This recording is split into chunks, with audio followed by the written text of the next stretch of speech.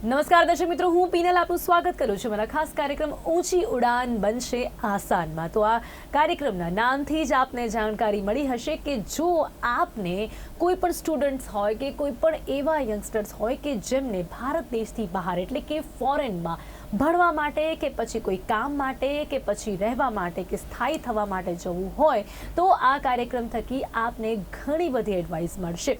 તો આજના સમયમાં આપણે જોઈ રહ્યા છીએ કે ક્યાંક ને ક્યાંક બહાર જઈને ભણવાનું ને બહાર જઈને રહેવાનું જે કલ્ચર તે ખૂબ જ વધતું જોવા મળી રહ્યું છે। પણ જ્યારે પણ ઇન્ડિયાથી બહાર એટલે કે ફોરેનમાં જવું હોય ત્યારે આપણા મનમાં ઘણા બધા સવાલો હોય કે જવું તો છે પણ કઈ રીતે જઈએ, શું ભણ્યું છે ને એ બેઝ ઉપર કયું કામ તમને કઈ કન્ટ્રીમાં મળશે।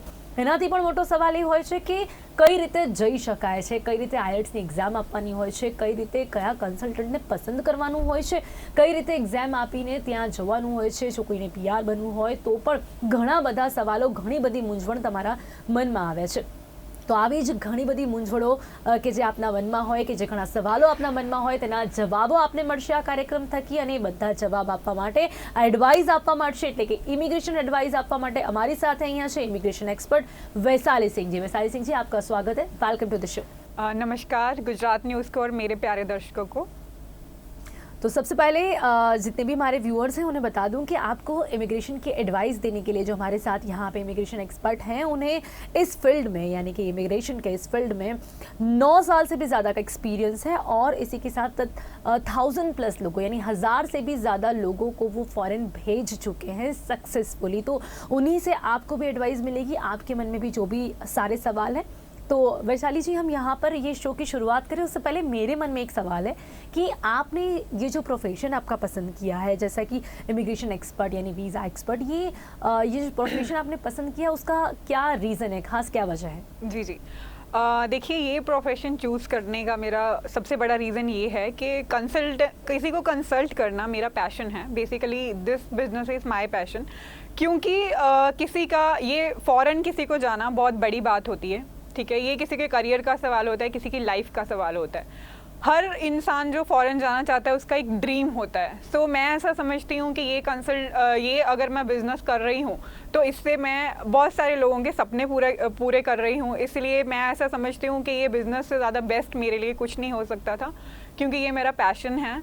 दैट्स वाई मैंने ये प्रोफेशन चूज़ किया है और मुझे लगता है कि मैं बहुत अच्छा काम कर रही हूँ लोगों के सपने साकार करके। जी बिल्कुल, और जैसा कि हम भी देख रहे हैं 1000+ लोगों को आपने सेटल किया है, बहुत अच्छा काम आप कर ही नहीं। और जब बात इंडिया की हो ना, तो इंडिया में जाना तो सभी को होता है, मतलब बहुत लोगों के ऐसे सपने होते हैं, लेकिन इतना कन्फ्यूज़न होता है, उन्हें समझ नहीं आता कि कैसे जाना। और ऐसे समय में आप जैसे जो कंसल्टेंट हैं वो उन्हें हेल्पफुल रहते हैं और जैसा कि आपने बताया कि उनके सपनों को साकार करते हैं। तो अब शुरू करें इस इमिग्रेशन को लेके जो लोगों के मन में सवाल रहते हैं उस पे बात करते हैं। तो सबसे पहले वैशाली जी, मैं जानना चाहूँगी कि जो इमिग्रेशन कंसल्टेंट उनका रोल क्या होता है? क्योंकि कहीं भी अगर इंडिया से बाहर जाना हो तो सबसे पहले, क्योंकि हमें खुद इतना पता नहीं होता, तो सबसे पहले हम सोचते हैं कि भी किसी कंसल्टेंट से बात करें। उनका रोल क्या होता है किसी को भी बाहर भेजने के लिए? मैं समझती हूँ कि बहुत बड़ा रोल होता है। इमिग्रेशन कंसल्टेंट बढ़िया होना उतना ही ज़रूरी है जितना ज़रूरी कैंडिडेट का खुद का प्रोफाइल होना है, ठीक है। इमिग्रेशन कंसल्टेंट जो है, चाहे आप स्टडी पे जा रहे हैं, चाहे आप विज़िट करने के लिए जा रहे हैं, चाहे आप वर्क के लिए जा रहे हैं, आप कोई भी वीज़ा अगर अप्लाई कर रहे हैं, immigration consultant is a person जो, अगर आप कंफ्यूज हैं डिफरेंट वीज़ा कैटेगरीज़ को लेके कि आपको कौन सा करना है, वो आपका पहले उसको आपका कंसल्ट करता है, आप करते हो उसके साथ, वो आपका प्रोफाइल असेसमेंट करता है, राइट। वो आपको एक बेस्ट ऑप्शन दे सकता है। ये रही, आप अगर कंफ्यूज हो उसको भी सेटल करता है। पर अगर आप प्रोसेस की बात करें तो इमिग्रेशन कंसल्टेंट का, जैसे आपने पूछा कि क्या रोल है, रोल मैं बहुत बड़ा समझती हूँ, क्योंकि ये जो प्रोसेस है, ये कुछ प्रोसेस तो स्ट्रीमलाइन ही होते हैं, कुछ प्रोसेस बहुत टेक्निकल रहते हैं। इमिग्रेशन एक्सपर्ट, अगर आपका एक्सपर्ट है, बढ़िया है इमिग्रेशन कंसल्टेंट, तो आपकी जो प्रोसेस है वो टफ भी स्ट्रीमलाइन हो सकता है। आपका डॉक्यूमेंटेशन वगैरह एट पार जो भी एम्बेसी का डिमांड है उसके हिसाब से है या नहीं है। आपका टेक्निकल कोई प्रॉब्लम नहीं आएगा बेसिकली, अगर आपका कंसल्टेंट अच्छा होगा तो। आपका प्रोफाइल अच्छा होना तो ज़रूरी है ही, बट आपकी प्रोफाइल के हिसाब से बेस्ट ऑप्शन कौन सा है वो कंसल्टेंट बता सकता है, और वो जो बेस्ट ऑप्शन है वो भी सक्सेसफुली आपका अचीव हो सके, तो उसमें कंसल्टेंट का बहुत बड़ा रोल होता है। सो अगर आपका कंसल्टेंट अच्छा है तो वो आपका वो चैलेंजिंग वाला प्रोसेस भी कंप्लीट कर सकता है। सो यस, इमिग्रेशन कंसल्टेंट का बहुत बड़ा रोल है प्रोसेस में। जी, मतलब अगर कहीं भी बाहर जाना है फॉरेन, तो इमिग्रेशन कंसल्टेंट उनका बहुत ही महत्व का रोल होता है। जैसे कि वैशाली जी ने बताया अभी, जब हम बात कर रहे हैं इमिग्रेशन को लेके, और इमिग्रेशन जो कंसल्टेंट है उनका इतना महत्व का रोल तो होता है, लेकिन अगर क्या किसी को खुद से जाना हो, अगर मुझे खुद से अप्लाई करना है, तो क्या ये हो सकता है? Is it possible? क्योंकि इतनी अवेयरनेस नहीं होती, इतनी जानकारी नहीं होती, तो उनके बिना भी क्या हम फाइल रख सकते हैं वैशाली जी? जी, जैसे कि आपने मुझे पूछा कि इमिग्रेशन कंसल्टेंट के बिना फाइल रख सकता है कैंडिडेट या नहीं। Yes, provision is there. Candidate अपना फाइल खुद भी रिप्रेजेंट कर सकता है, खुद भी पूरा प्रोसेस कर सकता है, बट बिना जानकारी की नहीं कर सकता। कोई भी कैंडिडेट अगर खुद प्रोसेस करना चाहता है तो वो कर सकता है। उसके लिए कुछ स्टेप्स हैं जो कैंडिडेट को फॉलो करने पड़ते हैं। जैसे, ये बहुत बड़ी बात होती है, ये छोटी बात नहीं होती, क्योंकि आपके पूरे करियर का सवाल होता है। अगर आप विजिट करना चाहते हैं, टूरिस्ट करना चाहते हैं, तो ये आपकी एक चाहत का सवाल होता है। पर अगर आप स्टडी करना चाहते हो, वर्क करना चाहते हो, या सेटल होना चाहते हो, तो ये आपके पूरे करियर और लाइफ का सवाल है। तो आपको अगर खुद भी अपना फाइल रिप्रेजेंट करना है, तो आप पहले अच्छे से इन्फॉर्मेशन इनकलकेट करिए। सारी इन्फॉर्मेशन आप गवर्नमेंट की जो एम्बेसी की वेबसाइट होती है उसको जाके रेफर करिए कि क्या क्या आपकी जो रिक्वायरमेंट्स है वो क्या क्या हैं, एलिजिबिलिटी क्राइटेरिया क्या क्या है, आप उस क्राइटेरिया को मीट कर रहे हैं या नहीं कर रहे हैं, यही ऑप्शन आपके लिए बेस्ट है या नहीं है, या कोई और ऑप्शन भी हो सकती है। सो आपको पूरा पहले स्टडी करना पड़ेगा उसको। फिर आपको ये समझना पड़ेगा कि वो प्रोसेस क्या है वीज़ा अप्लाई करने के लिए, व्हाट इज़ द प्रोसेस। फिर आपको अगर वो प्रोसेस अच्छे से समझ आ जाती है और आप कॉन्फिडेंट हो जाते हैं कि yes I can do this process, तो आप कर सकते हैं। बड़ी अच्छी बात है ये। वैसे तो खुद का रिसर्च तो करना ही चाहिए कैंडिडेट को, बट अगर आपको लगता है कि you can easily do that process, तो वो आप कर ही सकते हैं। बट मेक श्योर कि आप अच्छे से उसको रिसर्च करिए, प्रोसेस आपको अच्छे से पता हो, कोई टेक्निकल कमी ना रह जाए प्रोसेस में जिससे आपका वीज़ा रिजेक्ट हो सके। ठीक है, सो ये आप खुद भी कर सकते हैं, बट मेरा ऐसा मानना है, क्योंकि ये बहुत बड़ी बात होती है और आप इतना सब स्पेंड करने जा ही रहे हो, तो आपको एक काउंसलिंग भी लेनी चाहिए और आपको एक कंसल्टेंट भी चूज़ कर लेना चाहिए। क्योंकि कई बार छोटी सी गलती की वजह से भी हमारा जो ड्रीम है वो पूरा नहीं हो पाता, या फिर एक बार रिजेक्शन आ जाती है तो फिर उसके बाद मतलब प्रॉब्लम्स होती हैं। We need to justify that. So इसकी वजह से उसके बारे में भी थोड़ा बताएं ना, कि जैसा कि अगर हम खुद से ट्राई करते हैं तो इंडियंस की अगर बात हो तो मतलब थोड़ा अवेयरनेस कम है, थोड़ी जानकारी कम है, रिसर्च करेंगे, लेकिन जैसा कि हमें पता है कि आपने बताया इट्स अ बिग थिंग, तो काफ़ी प्रोसेस भी ज़्यादा बड़ी होती है, इसीलिए लोग कंसल्टेंट रखते ही हैं। लेकिन अगर ट्राई करते हैं तो अगर एक बार में नहीं हो पाता है तो फिर कितना समय उन्हें रुकना पड़ता है, जिससे कि वो लोग खुद डिसाइड कर सके कि अगर मैं खुद से श्योर हूँ तो ये डिसीजन लूँ कि हाँ मैं खुद से ही फाइल रखूँ, या फिर इमिग्रेशन कंसल्टेंट लेना ही चाहिए। जी, अगर तो इमिग्रेशन कंसल्टेंट नहीं भी लेते हैं, अगर उनको basically the thing is that अगर उन्हें प्रोसेस अच्छे से पता लग गया है, वो कॉन्फिडेंट है, वो भी डिपेंड करता है। कुछ प्रोसेस स्ट्रीमलाइन होती हैं, कोई भी कर सकता है, जैसे विजिटर वीज़ा वगैरह नॉर्मली मैंने देखा है कि कैंडिडेट कर लेते हैं। कुछ प्रोसेस कर सकते हैं, जैसे कुछ प्रोसेस PR, उसमें काफ़ी टेक्निकल चीज़ें होती हैं, लोग EOI एप्लीकेशन ही कर पाते हैं, बाकी पूरा प्रोसेस किसी को भी नहीं पता होता। ऐसा नहीं है, कोई भी कैंडिडेट अगर रिसर्च करे वो खुद कर ही सकता है process, but the thing is that कि मेक श्योर कि वो जो रिसर्च कर रहा है वो एक ऑथेंटिक रिसर्च हो, वो एम्बेसी की साइड से हो। ठीक है, करियर काउंसलिंग बहुत ज़्यादा इंपॉर्टेंट होती है। अब जैसे जो आपका सवाल था कि ये जो आपने मुझे बोला कि कैंडिडेट को रिजेक्शन के बाद कितने टाइम के बाद अप्लाई कर सकता है, वो उसका एक स्टीक आंसर नहीं हो सकता, वो अलग अलग प्रोसेस के लिए अलग अलग होता है। जैसे विजिटर बेसिकली रिजेक्शन जब आपका आता है ना, तो आप रीअप्लाई कर सकते हैं, बट वो रीअप्लाई करने का तभी फ़ायदा है अगर आपकी कुछ कंडीशंस में चेंजेस आता है। सो लेट सपोज आपके रिजेक्शन में आया है कि आप फाइनेंशियली कैपेबल नहीं लगते हो उनको, तो अगर आपकी कंडीशन में आप कुछ चेंज आया है तो ही हमें रीअप्लाई करके फ़ायदा है। सो बेसिकली रिजेक्शन आने के बाद हम रीअप्लाई कर सकते हैं, बट हमें वो जस्टिफिकेशन देना पड़ता है आपका कि रिजेक्शन क्यों आया है आपका, और आप कैसे इस रिजेक्शन को सही नहीं मानते। हमको पूरा लाइक एक बढ़िया कवर लेटर बनाना पड़ता है, उसके बाद हम अप्लाई कर सकते हैं वीज़ा और ले भी सकते हैं। बट इसका कोई एग्जैक्ट आंसर नहीं है, किसी में जल्दी कर सकते हैं, किसी में रुकना पड़ता है, किसी में इमीडिएटली भी कर सकते हैं। डिपेंड करता है कि रिजेक्शन किस वजह से और कौन सा वीज़ा है, कौन सी कंट्री का है, वो सब पे डिपेंड करता है। जी ओके मतलब ये डिपेंड करता है कि क्या रीज़न है, उसके हिसाब से उनको फिर से ये अप्लाई करना पड़ता है। और आपने बताया कि कौन सा वीज़ा है, तो मतलब यहाँ पे मेरा सवाल है कि कौन कौन से वीज़ास होते हैं, और मोस्टली अगर इंडियंस की बात करें वैशाली जी, तो वो लोग कौन से कंट्री में ज़्यादा जाना पसंद करते हैं, और कंट्री के हिसाब से कौन से अलग अलग वीज़ास होते हैं? जी देखिए बेसिकली इंडियंस जो हैं शुरू से ही बहुत अट्रैक्ट हैं फॉरेन डेस्टिनेशंस को लेके। अगर मैं बात करूं, अगर मैं 10 लोगों से मिलती हूं, वैसे भी बाहर भी अपने ऑफिस के बिना भी, तो 10 में से 7 का तो यही होता है कि मुझे फॉरेन ही सेटल होना है।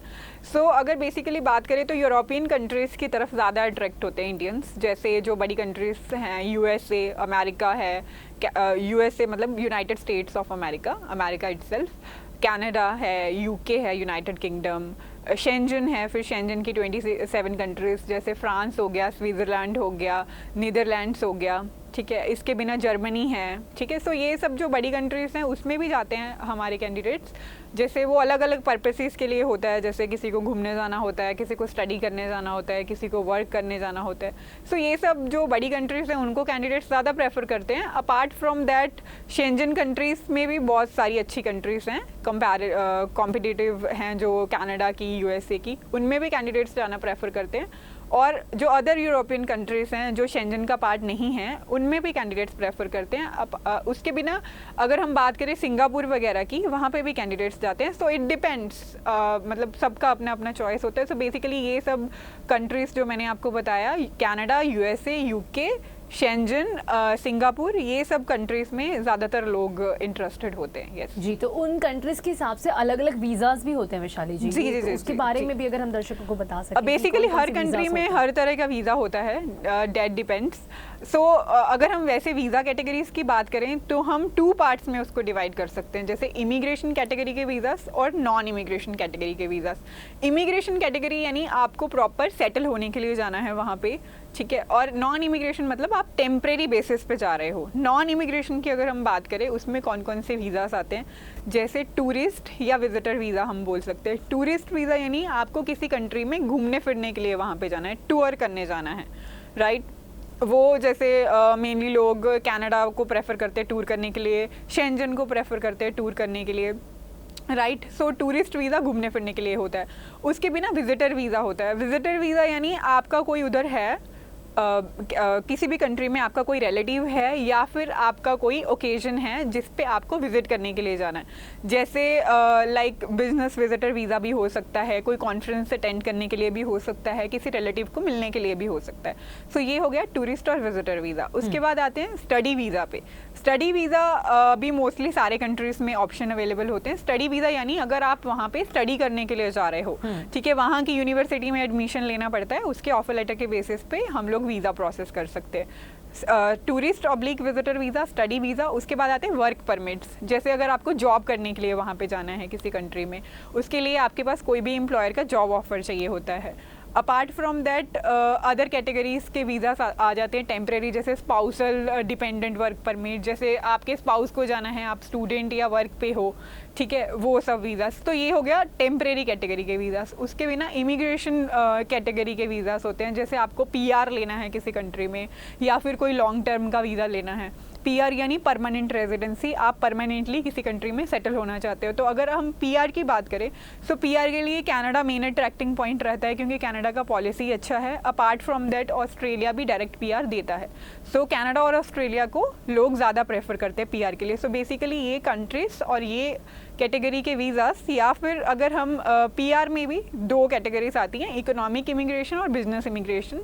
इकोनॉमिक यानी यहाँ के स्किल्ड वर्कर उसमें अप्लाई करते हैं, बिजनेस इमिग्रेशन यानी बिजनेस पर्सनस जो बिजनेस के बेसिस पे इमिग्रेशन लेते हैं, उसमें कनाडा को लोग ज़्यादा प्रेफर करते हैं। सो बेसिकली ये ओवरव्यू है हमारी कैटेगरीज का कि कौन कौन से वीज़ास रहते हैं फॉरेन अप्लाई करने के लिए। जी जी, तो अलग अलग कंट्रीज़ के हिसाब से और जो भी रीजंस होते हैं, मतलब अगर स्टडी के हिसाब से जा रहे हैं, जॉब के हिसाब से जा रहे हैं, तो उस हिसाब से वीज़ास के टाइप्स भी अलग अलग होते जी। हैं। तो अभी वैशाली जी, सबसे इम्पॉर्टेंट क्वेश्चन कह सकते हैं कि इन जो भी रीज़न हो, अगर फॉरेन जाना है तो अगर जैसा कि हमने कहा कि इतनी बड़ी प्रोसेस है तो हमें कंसल्टेंट से बात करनी ही चाहिए। तो अभी how to choose a right consultant, क्योंकि आज के समय में हम देख रहे हैं वैशाली जी कि काफ़ी ऐसे केसेस भी हम सुनते हैं कि लोग कंसल्टेंट से कंसल्ट करते हैं, उसके बाद पता चलता है कि वो फेक थे। तो कभी ऐसा भी होता है कि कभी उनके साथ गलत भी हो जाता है, कभी वो उनका इतना साथ नहीं देते, तो कभी वहाँ जाके उनसे कॉन्टैक्ट नहीं हो पाता है। तो ऐसे काफ़ी सारे केसेस हम देख रहे हैं।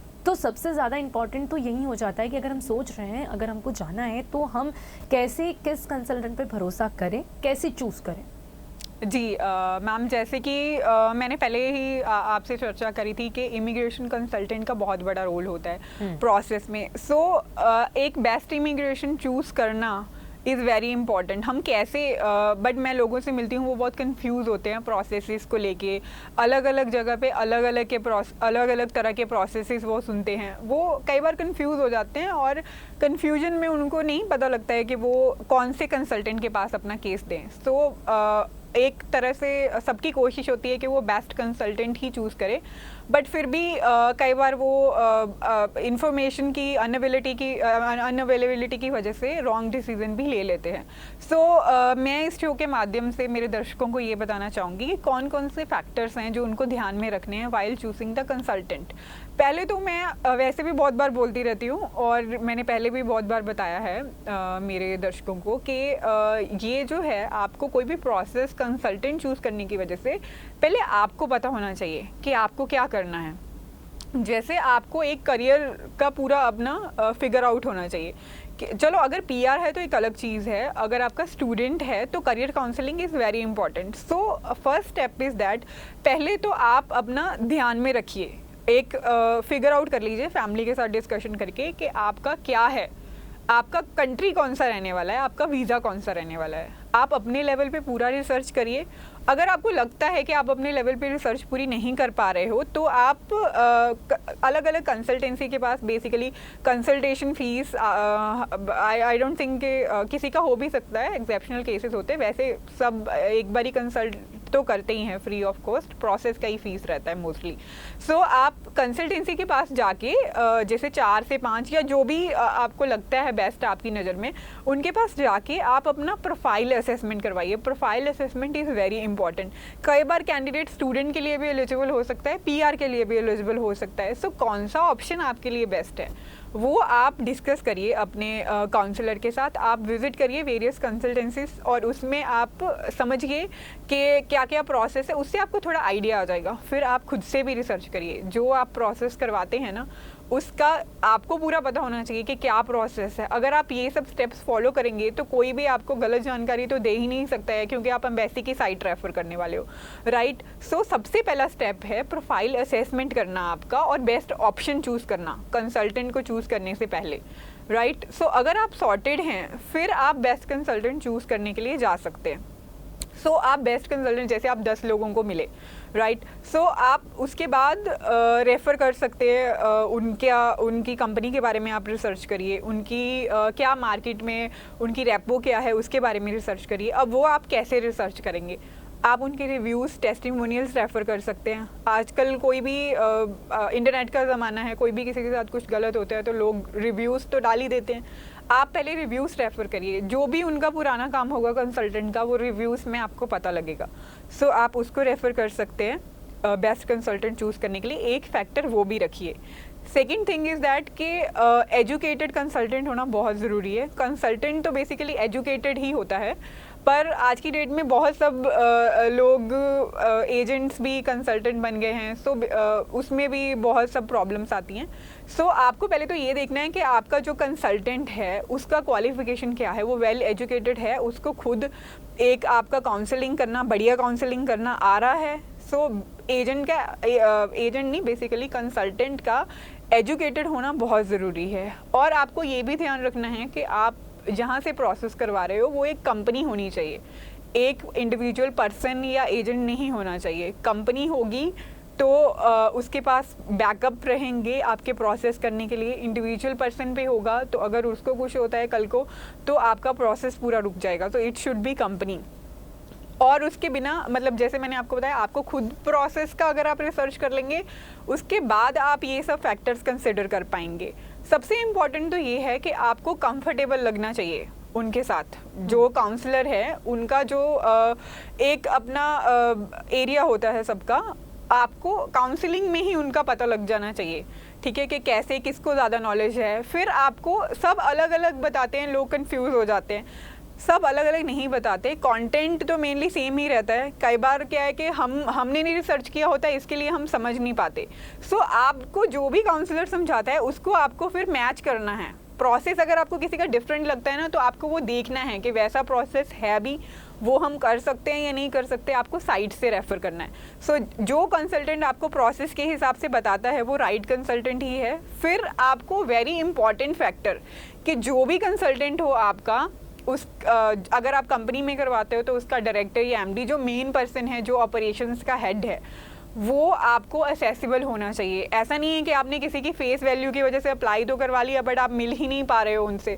सो बेसिकली पर्सनल अटेंशन उसको हम बोलते हैं। आपको पर्सनल अटेंशन मिलनी चाहिए आपके प्रोसेस में। एक मतलब जो भी हेड होना चाहिए वो आपका लाइक पर्सनल फाइल देख पाए, वैसा होना चाहिए। तो अगर आपके केस को पर्सनल अटेंशन मिलेगा तो आपका टेक्निकल कोई फॉल्ट नहीं होता है आपकी फाइल में। और अगर आप एलिजिबल हो किसी प्रोग्राम के लिए और टेक्निकली सब राइट है, so you will definitely get the visa. Yes जी जी। तो वैशाली जी, यहाँ पर जैसे कि मैंने पूछा कि ये तो बात हुई कि हम कंसल्टेंट चूज़ कैसे करते हैं। अगर हमने ये सारी बातें देख के हमने कंसल्टेंट चूज़ किया और हम यहाँ से सक्सेसफुली चले भी जाते हैं, तो वहाँ पर जाने के बाद भी उनके साथ कांटेक्ट रहे वो कितना ज़रूरी है? वहाँ जाने के बाद कांटेक्ट रहना भी बहुत ज़रूरी है, क्योंकि बहुत सारे कैंडिडेट्स फर्स्ट टाइम जाते हैं, उनको कुछ पता नहीं होता कि वहाँ पे पोस्ट लैंडिंग सर्विसेज, बेसिकली इसको हम बोलते हैं, डेट आर वेरी इंपॉर्टेंट। जैसे एकोमोडेशन सर्च करके उनको देना, ठीक है, और उनका हेल्प करना, पोस्ट एडमिशन उनका हेल्प करना, एयरपोर्ट पिकअप करना, सिम वगैरह। मतलब बेसिकली होता तो कुछ भी नहीं है, कैंडिडेट खुद भी कर सकता है, बट एक अगर जो कंसल्टेंट है वो टच में रहेगा कैंडिडेट के, तो उसका जो मॉरल है वो हाई रहता है। सो पोस्ट लैंडिंग सर्विसेज मिलना बहुत ज़्यादा ज़रूरी है कैंडिडेट को। और एजेंट और कंसल्टेंट, इमिग्रेशन कंसल्टेंट मैं बोलती हूँ इसको, उसका टच में रहना बहुत ज़्यादा ज़रूरी है। वैसे आता है क्या कोई प्रॉब्लम्स आपके एक्सपीरियंस के हिसाब से, वहाँ पर जाने के बाद भी आपको अगर किसी रीज़न से कॉल आते हों, कोई सपोर्ट करने की ज़रूरत पड़ती हो, तो वो कैसे रीजंस रहते हैं? जी, प्रॉब्लम्स आते हैं कैंडिडेट्स को वहाँ पे। जैसे किसी को एक्सपोजर नहीं होता, किसी को वो चले जाते हैं बट उनको सेट नहीं होता वहाँ पे। एकोमोडेशन का बहुत सारा प्रॉब्लम रहा है। अब इन डिपेंड्स कि वो कौन से वीज़ा पे गया है उस पर डिपेंड करता है। तो प्रॉब्लम्स तो कैंडिडेट्स को आ सकते हैं, इसीलिए कंसल्टेंट वो हायर करते हैं। और कंसल्टेंट अगर हायर किया है तो उसको पोस्ट लैंडिंग सर्विसेज भी प्रोवाइड करनी चाहिए। वो तो आइडियल कंसल्टेंट की निशानी है कि वो टच में रहे आफ्टर वहाँ पे पहुँचने के बाद भी। जी जी जी जी। तो वैशाली जी, अभी अगर किसी को भी बाहर जाना है तो मैंने मतलब मोस्टली सुना है कि लोग कहते हैं कि अगर बाहर जाना है ना तो इंग्लिश ज़रूरी है अब अदर कंट्रीज़ में, बट ऑब्वियसली उनकी लैंग्वेज ही वही रहती है, इसीलिए बोलते हैं लोग, और एग्जाम्स भी देनी हो तो उसमें भी इंग्लिश ज़रूरी है। तो इज़ इट नेसेसरी, अगर किसी को भी जाना है तो इंग्लिश तो आनी चाहिए, और उसकी जो टेस्ट होते हैं वो भी रिक्वायर होते हैं? मोस्टली 90% वीज़ा कैटेगरीज में इंग्लिश इज़ रिक्वायर्ड। वो इसलिए क्योंकि वो इंग्लिश स्पीकिंग कंट्रीज़ हैं, और हमारा यहाँ पे इंडिया में जो है वो इंग्लिश उतना नहीं है, वहाँ पे मोस्टली इंग्लिश ही चलता है। इसके लिए आपको अगर वहाँ पे रहना है किसी की भी पर्पज़ से, एक्सेप्ट टूरिस्ट वीज़ा, तो इंग्लिश प्रोफिशिएंसी को वो चेक करते हैं। इंग्लिश प्रोफिशिएंसी ज़रूर चाहिए। इंग्लिश में भी अलग अलग टेस्ट आते हैं, जैसे IELTS, सेल्पिप, टोफल, डुओलिंगो। सो ये सब टेस्ट के थ्रू कैंडिडेट अपनी प्रोफिशिएंसी प्रूव करके ज़रूर अप्लाई कर सकता है। इंग्लिश तो रिक्वायर्ड है एक्सेप्ट टूरिस्ट वीज़ा, लगभग बाकी सारी 90% सारी कैटेगरीज में। यस जी जी जी। तो यहाँ पर जैसा कि बताया कि इंग्लिश भी रिक्वायर्ड है, तो उसके टेस्ट भी रिक्वायर्ड हैं, और साथ ही साथ कैसे हम ये पूरा इमिग्रेशन का प्रोसेस कर सकते हैं, उसके बारे में आपने जो भी व्यूअर्स हैं उन्हें योग्य जानकारी दी है, उसके लिए आपका बहुत बहुत धन्यवाद। समय यहाँ पर समाप्त हो रहा है। वैशाली जी, आप हमारे साथ जुड़ी, उसके लिए आपका बहुत बहुत धन्यवाद। Thank you much. Thank you thank you. તો દર્શક મિત્રો, આજે આપને ખાસ જાણકારી આપી છે કે આપની જે ઊંચી ઉડાન છે તે કઈ રીતે આસાન બની શકે છે। ખાસ જો આપને પણ કોઈ પણ ફોરેન કન્ટ્રીમાં ભણવા માટે જવું હોય કે પછી રહેવા માટે જવું હોય કે પછી કામ કરવા માટે જવું હોય, તો તમે કઈ રીતે પોતાના પરફેક્ટ રાઈટ કન્સલ્ટન્ટને પસંદ કરી શકો છો, એ માટે કયા કયા ક્રાઇટેરિયાસ અને કઈ કઈ બાબતો છે કે જે ખૂબ જ ધ્યાન રાખવી જરૂરી છે। જો તમે કોઈ પણ કન્સલ્ટન્ટને પસંદ કરી રહ્યા છો અને તમે ચૂઝ કરી રહ્યા છો કે તમને આ જ કન્સલ્ટન્ટ થકી બહાર જવાનું છે, તો એ કન્સલ્ટન્ટ તમારી માટે બરાબર છે કે નહીં, તે માટે કયા ક્રાઇટેરિયા તમારે ધ્યાન રાખવાના છે, તે તમામ જાણકારી તમને આ કાર્યક્રમ થકી આપી છે। તો ત્યારે કાર્યક્રમમાં બસ આટલું જ। ફરીથી મળીશું નવા વિષયની સાથે, ત્યાં સુધી રજા આપશો। નમસ્કાર।